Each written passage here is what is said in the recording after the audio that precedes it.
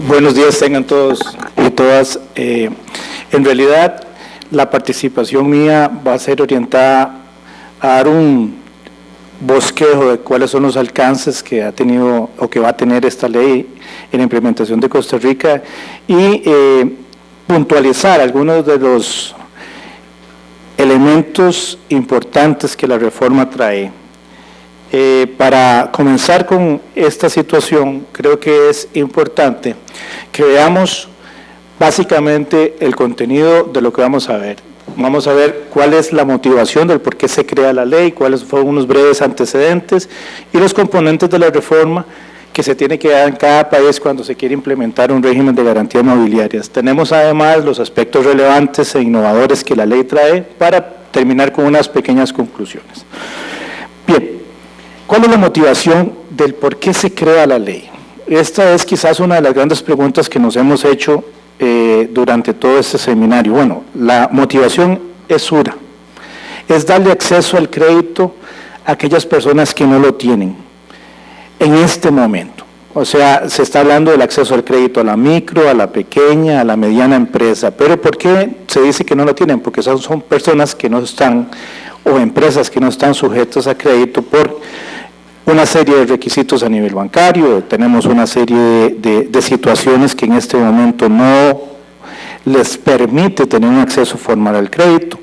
Y la pregunta es, ¿qué hacemos para que esta gente tenga acceso al crédito? Entonces, esta no debe de perderse, esta motivación no debe de perderse porque en realidad es a raíz de esta situación que se comienza a generar el proyecto de ley. Para tal situación, se comenta y se comienza a hacer el análisis de las necesidades de crédito de diversos sectores, se tienen entrevistas con todos los sectores, se busca eventualmente saber no solamente qué necesita un deudor para tener acceso al crédito, sino qué necesita un ente financiero para poder otorgar el crédito. Entonces, es esta combinación de factores que hacen que realmente se logre buscar un equilibrio entre lo que es las necesidades de unos y las necesidades de otros para llegar eventualmente a buscar una solución que sea real y que se pueda aplicar dentro del sistema. Para eso se hicieron múltiples entrevistas, para eso se hicieron múltiples inducciones, charlas con diferentes sectores y se discutió eventualmente 3 proyectos de ley con diferentes operadores, tanto desde el punto de vista financiero como los posibles operadores y beneficiarios de la ley. Estos son algunos de los sectores que fueron, entre otros, debidamente con los que nos reunimos, con los que nos sentamos, con los que sentimos cuáles eran sus necesidades y a quienes tratamos de incorporar dentro de la ley las soluciones a los problemas que tenían en ese momento. Cuando hablamos de una reforma de un sistema de garantía mobiliaria, tenemos que pensar en componentes de esta reforma. Y para que el sistema de garantía mobiliaria funcione, esos componentes tienen que ser cumplidos. Si no son cumplidos, podemos tener una de las tantas leyes muertas que se han venido generando en muchos de los países de América Latina, Europa y otras latitudes. Cuando hablamos de estos componentes, necesariamente tenemos que hablar de un componente que es el régimen jurídico, que es la generación de una ley, de un proyecto de ley, y que eventualmente cumpla con los principios que son aceptados desde el punto de vista internacional. Segundo, tiene que darse un régimen registral que sea indispensable y que cumpla con todos los parámetros y todas las exigencias que esta ley establece. Es decir, nosotros podemos tener una ley y si no tenemos un buen registro, aunque tengamos una ley buena, el sistema no va a funcionar. Me acuerdo de lo que decía Roberto en El Salvador, o sea, podemos tener un Rolls Royce, pero si tienen las llantas cuadradas, el Rolls Royce, por más Rolls Royce que sea, no va a caminar, efectivamente. O sea, tenemos que tener una ley, pero no solamente esa ley tiene que cumplir los principios, sino que tenemos que tener un registro que sea lo suficiente y eficientemente desarrollado para que pueda darle a la ley el sustento que se necesita. También tenemos que dar un desarrollo de un procedimiento de ejecución. El procedimiento de ejecución yo voy a entrar un poquito más adelante, pero es un proceso de ejecución rápida. Aquí no estamos hablando de una garantía inmueble que podemos durar 5 años para buscar la ejecución. Aquí estamos hablando de garantía mueble, garantía que se mueve rápido, que se deprecia rápido, que se destruye rápido. Aquí no podemos nosotros pensar, ¿verdad?, de que vamos a darle a una cosecha de naranjas un proceso de ejecución, ¿verdad?, donde yo tengo que ir y pedir y interponer excepciones, si cuando voy a pedir la autorización para poder llegar y vender la cosecha de naranja, muy posiblemente la cosecha de naranja ya se destruyó, ya dejó de existir. O sea, o no podemos pensar en un procedimiento donde se está dando eventualmente el flujo de ganancia de una venta de un programa, de un software, ¿verdad?, que sería el otro extremo desde el punto de vista tecnológico, propiedad intelectual, ¿verdad?, y pensar que vamos a establecer entonces procedimientos en donde se diga que vamos a materializar un derecho o una situación que es inmaterial. O sea, estamos hablando de una garantía que es tan amplia que los procedimientos tienen que ser eventualmente diseñados. Por otro lado, tiene que darse una adecuación bancaria, que ese es otro de los pilares importantes que tiene la reforma de garantías mobiliarias. O sea, yo no le puedo decir a un banco que se meta a prestar en garantías mobiliarias si los órganos de supervisión financiera no les permiten a esos bancos eventualmente tomar esa garantía, ¿verdad?, como un mitigador de riesgo en todo lo que es el desarrollo de la actividad bancaria. ¿Por qué? Porque entonces si van a tener eventualmente una garantía que le es mucho más barata el desarrollo de ese producto financiero, ningún banco se va a meter eventualmente dentro del desarrollo de esta figura. Entonces, la parte de la mitigación, la parte de la utilización de garantías dentro de la cartera de crédito de cualquier banco, cualquier ente supervisado, es esencial dentro de eventualmente la reforma de garantías mobiliarias. Por último, lo que se discutía ayer, que es la parte de quiebras, que creo que no vale la pena en este momento mencionar, pues sí sabemos que tiene que desarrollarse dentro de quiebras un capítulo especial que hable sobre garantías mobiliarias. ¿Por qué no se hizo una ley? Porque hay un proyecto de quiebras actualmente caminando, de modificación del sistema de quiebras, y se habló que en ese proyecto es donde se va a hacer la modificación eventualmente. Aspectos relevantes e innovadores que presenta esta ley. Entonces, para eso, definitivamente tenemos que tomar, y yo voy a puntualizar en aquellos que no eventualmente han sido abarcados el día de ayer con profundidad, y me interesa algunos que no han sido tomados en consideración. El primero es la situación de números apertus. Aquí hacemos un quebrantamiento eventualmente de lo que es el régimen de prenda tradicional. Para que nos ubiquemos en contexto, la prenda es una parte de la garantía mobiliaria. La prenda que nosotros utilizamos actualmente, si habláramos de una relación de género-especie, la garantía mobiliaria sería el género y la prenda es una subespecie de la garantía mobiliaria. Entonces, cuando nosotros estamos hablando de un régimen de garantía mobiliaria, estamos evolucionando de un concepto de una prenda rígida, de una prenda de descripción, en donde yo puedo eventualmente ejercitar los derechos sobre un bien dado en prenda si lo describo específicamente, si yo tengo ese número, ese motor, esa descripción total, a un régimen que es mucho más amplio, mucho más flexible, donde la descripción puede ser genérica, en donde se están abriendo, ¿verdad?, bienes que normalmente no se habían considerados en la prenda tradicional para ser utilizados como garantía mobiliaria. ¿Por qué? Y vuelvo al punto inicial. Se vuelve a esto porque lo que esa pequeña, esa mediana, esa microempresa tienen para dar en garantía son este tipo de bienes. Porque si esa micro y esa pequeña tuviera bienes inmuebles para dar en garantía, no tuvieran problema de acceso al crédito. Es eventualmente esa situación la que hace que se motive el uso de esta garantía para poder darles acceso al crédito a este sector. Tenemos eventualmente entonces la eliminación de los gravámenes ocultos. Ayer lo mencionaron en una de las exposiciones, o sea, con la uniformidad del régimen se está eliminando la posibilidad del gravamen oculto. ¿Qué es eso del gravamen oculto? El gravamen oculto es simplemente poner eventualmente en un registro para que todo el mundo vea cuáles son los gravámenes en garantías mobiliarias que una persona o una entidad tiene. En este momento, si yo voy a pedir un crédito y no le digo al banco, por ejemplo, que yo tengo un leasing sobre mi carro, el banco no tiene por qué enterarse. ¿Por qué? Porque nadie inscribe un leasing. Es una garantía mobiliaria. ¿Verdad? ¿Cuántas garantías, cuántas prendas en este momento se hacen que no se inscriben y nadie sabe que se inscriben? Bueno, esto lo que se busca es una transparencia que se da eventualmente. Tenemos el derecho de posesión y control, que eso lo hablaron, el derecho de posesión y control preferente, ¿verdad? Lo hablaron ayer, y si es necesario que me meta, voy a meterme eventualmente en la etapa de preguntas.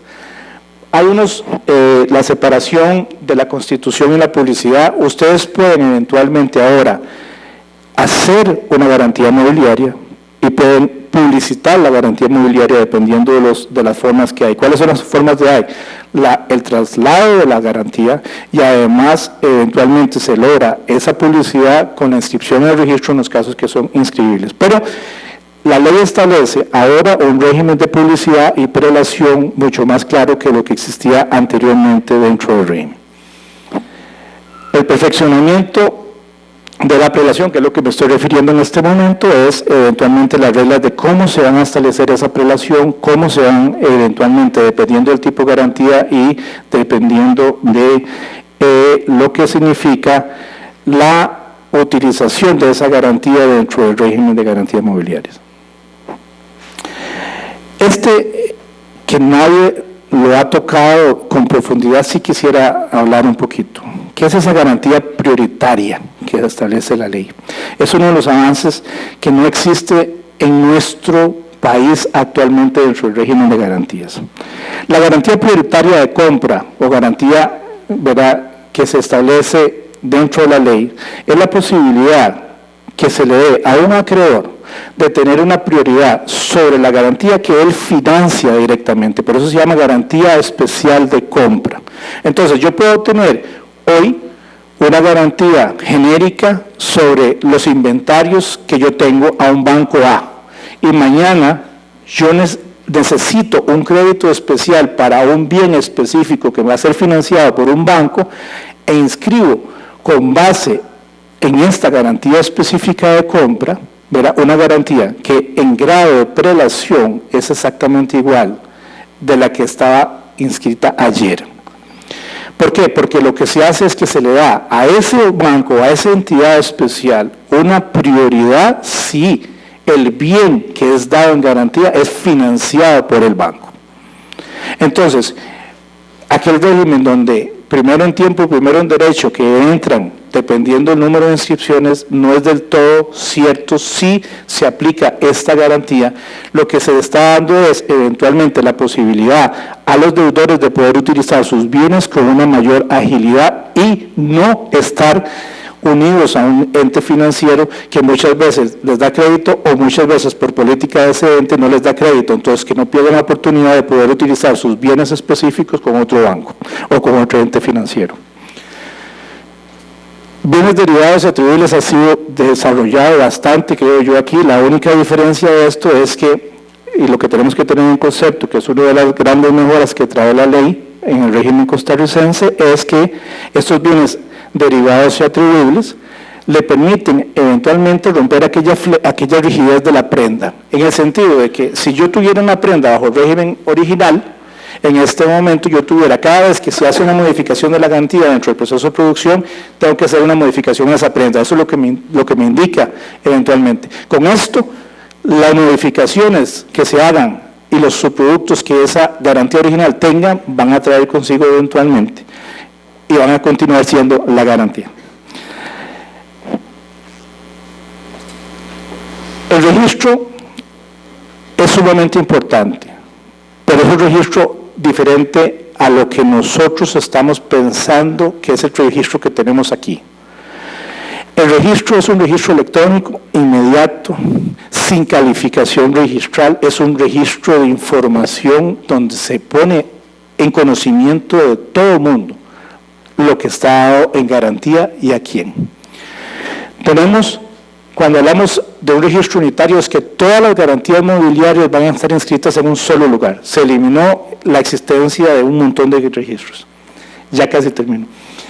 También tenemos eventualmente este registro, es registro diferente, no es declarativo, sino que es informativo. Es un registro de deudores, es un registro de fácil acceso, es un registro barato.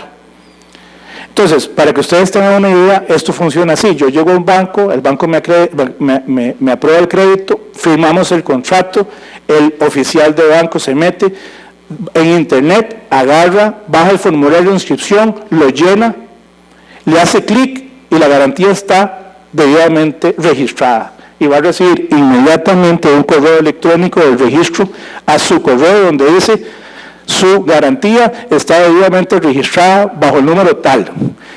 Inmediatamente, ¿cuál es el siguiente clic? La transferencia de fondos o la entrega del dinero a la persona. Eso es el registro de garantía inmobiliaria. Aquí no hay inscripciones, no hay registradores calificando la garantía. Es simplemente un registro de información.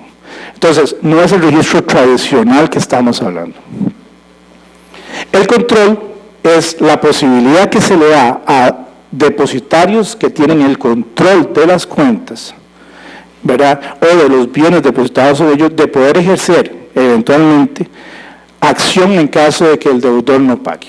Esta situación es una de las cuestiones que se legalizó, actualmente se hace, los bancos lo hacen, todo el mundo lo hace, con las famosas autorizaciones de rebajo automático de los pagos de los créditos. No es más que una especie de control. Entonces, ¿qué es lo que se hizo? Se establecieron normas de control para poder legalizar eventualmente una situación que se estaba dando en el mercado y que eventualmente no estaba regulada. Reposición y ejecución, ya lo hablé. Es importante tomar en consideración que la reposición y la ejecución tienen que ser rápidas. Si no son rápidas y ágiles, no va a funcionar el sistema. ¿Por qué? Porque hay una cuestión de un balance que se tiene que dar. Si ustedes buscan abrir el crédito en la micro, pequeña, mediana empresa con este tipo de bienes que son mucho más riesgosos que tener un bien inmobiliario, tienen que buscar un balance. Entonces, ¿cómo se buscó ese balance? Poniéndonos el sombrero de acreedor y deudor a la vez. Entonces se les decía, por ejemplo, a los deudores: póngase el sombrero del banco. ¿Usted quiere crédito? ¿En este momento tiene crédito? No. ¿Quiere crédito? Sí. ¿Cuánto está pagando en este momento en el crédito informal? 36, 50%. ¿Quiere tener un crédito más barato? Sí. Ok, póngase en el lugar del banco. Si usted es el deudor y usted no paga, y usted fuera al banco, ¿qué quiere que el banco le dé? Y el banco tiene que recuperar su dinero. Ok, perfecto. Ahora, póngase usted, banco, en posición del deudor. Si usted quisiera tener acceso, ¿qué le pediría al banco? Entonces, la mejor forma de describir esto es cuando una institución es deudora y acreedora a la vez. Y el mejor caso que nosotros tuvimos fue cuando hablamos con las cooperativas de ahorro, que muchas veces son deudoras y además son acreedoras de sus asociados. Entonces, cuando ellos buscaron ese balance fue cuando se generó esto, lo que es esta ejecución. Es una ejecución que busca ese balance entre todas las partes. Es una ejecución donde, si queremos una garantía mobiliaria y queremos dar la garantía, tenemos que buscar un procedimiento que permita una ejecución y que ambas partes queden dentro bajo el sistema y el principio de buena fe. Conclusiones. Esto va a funcionar si el registro es acorde con esos principios, si el registro es barato, si esa inscripción vale $10. O sea, nosotros no podemos pensar en un registro que tenga escalonado eventualmente con el valor del bien una garantía. Es más, hay países que ya ni siquiera cobran. México no está cobrando, Ghana no está cobrando. ¿Y cuántas inscripciones se dan en esos países? Bueno, véanlo estadísticamente, no porque yo se los diga. Bueno, en Ghana eran 380,000 inscripciones al año. Ahí Diana le va a decir ahora lo que está pasando en Colombia. Ya tienen medio millón de inscripciones en cuestión de 6 meses. Entonces, eso es. Pero para que esto funcione tiene que haber una decisión país. Y una decisión país implica la modificación no solamente del sistema financiero formal, de los órganos reguladores, del Poder Ejecutivo, del sector privado, de los operadores en este caso, de la figura. Si no, no va a funcionar. ¿Qué es lo que sigue? Esto, la capacitación especializada. Y cuando hablamos de capacitación especializada es agarrar abogados y decirles: esto funciona así, Ustedes tienen que hacerlo de esta forma, ver casos prácticos, cómo se resuelven los casos, a los jueces, cómo van a resolver, cómo se puede haber resuelto esta situación, pero específico, no en forma general, y tiene obviamente que darse toda esta situación. Bueno, muchas gracias.